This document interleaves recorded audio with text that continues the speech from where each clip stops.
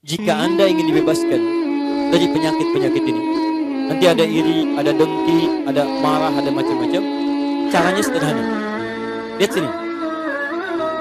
Tadi sumber penyakitnya di mana? Di qalbu. Baik. Pada bagian apa? Nafsu. Baik ya. Masuk ke qalbu. Perhatikan. Sehingga nafsu itu membuat hati tidak tenang. Kita ingin tenang, penyakitnya hilang, hatinya tenang. Dalam bahasa Al-Quran, bahasa Arab, ketenangan hati disebut dengan tumanina. Bahasa kata kerjanya disebut dengan tatma'in. Ada rumus di Quran, kalau hati Anda ingin tenang, bebas dari penyakit, Quran surah 13 ayat ke-28. Saya sempurnakan dulu obatnya supaya sesuai dengan temanya. Lihat, Quran surah 13 Ar-Ra'du ayat 28. Ala bidzikrillahi tatma'innul qulub. Ini inti suratnya. Ar-Ra'du artinya kilat yang menyambar, halilintar. Kalau Anda dengar halilintar itu hatinya gelisah atau tenang? Gelisah, gak tenang. Ada ujian datang seperti halilintar, menyambar-nyambar membuat Anda tidak tenang. Gelisah, gak bisa tidur, gak bisa makan, susah. Tapi ada orang yang dia punya obatnya. Mau ujian datang seperti halilintar, hatinya tenang. Apa itu obatnya? Ala bidzikrillahi tatma'innul qulub.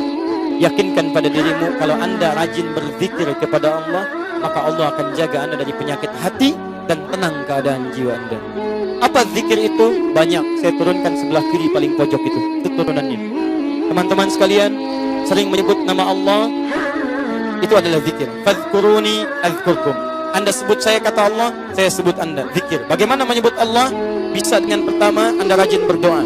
Quran surah ke-7 ayat 205. Wadhkur rabbaka fi nafsika tadarruan wa khifatan wa duna jahri minal qaul. Rajin berdoa. Kalau sedang tidak tenang, ibu berdoa. Teman-teman kalau ada penyakit, berdoa. Misal, datang setan lewat sombong.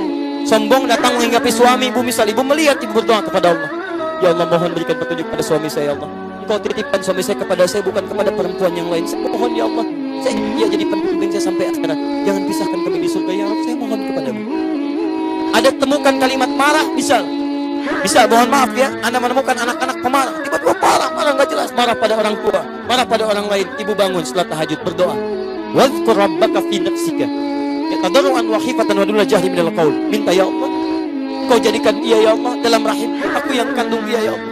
Aku yang berikan ASI. Papahnya yang berikan dengan peluh keringat, ya Allah. Segala hal untuk mohon, ya Allah, jangan pisahkan kami, ya Allah, di akhirat. Setelah tidur anak ibu tatap wajahnya, tatap satu-satu. Lihat bagaimana di kehidupan dunia bersatu. Bayangkan ketika di akhirat dipisahkan. Kalau sudah melihat wajahnya, kalau Anda ingin berdoa khusyuk untuk keluarga, sebelum berdoa coba malam-malam bangun. Ya, satu-satu wajah. Tatap. Saya di rumah satu tempat. Kira-kira di surga satu tempat lagi tidak? Ya, bareng-bareng satu-satu. Ya Allah, suami saya, anak saya sekarang berada bersama saya. Tapi apakah di akhirat kami bersama-sama atau tidak? Begitu selesai Anda lihat dan berdoa kepada Allah, ya Allah, mohon hilangkan sifat-sifat buruk dalam diri kami, ya Allah. Jauhkan kami dari segala kemaksiatan, jauhkan kami dari godaan setan, dekatkan kami dengan ridha-Mu, ya Allah. Kami mohon, ya Allah. Minta. Doa. Kedua, dekatkan diri Anda dengan Quran. Ahli Quran itu akan dijaga oleh Allah dari godaan setan. Ingat baik-baik, ahli Quran. Dan Quran ketika disebutkan di Quran disebut dengan zikir. Quran surah ke-15 ayat ke-9. Wa nunazzilu minal Qur'ani ma huwa shifaa. Itu Al-Isra. Quran surah 15 ayat ke-9-nya. Inna nahnu nazzalna dzikra wa inna lahu lahafidhun.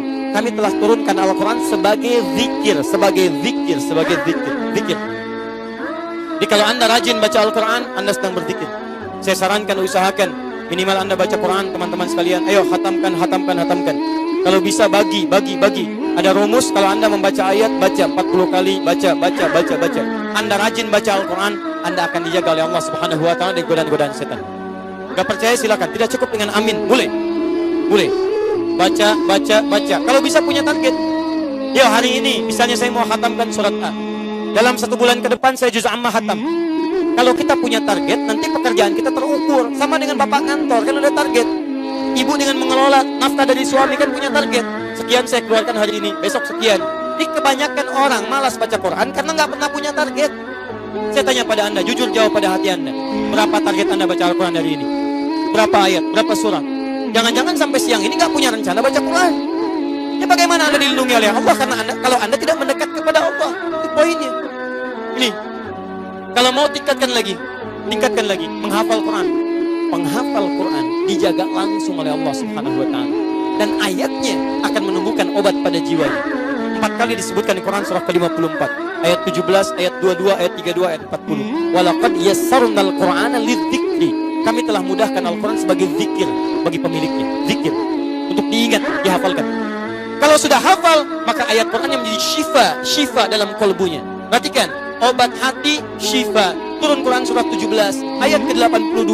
Wa nunazzilu minal Qur'ani ma huwa syifa wa rahmatul lil mu'minin. Syifa. Penutup, kalau Anda belum rajin menghafal Quran, belum banyak membaca ayat-ayat Quran, maka yang terakhir saya akhiri, rajinlah dalam memperbanyak sholat kepada Allah Subhanahu wa Ta'ala. Karena sholat adalah puncak zikir kita.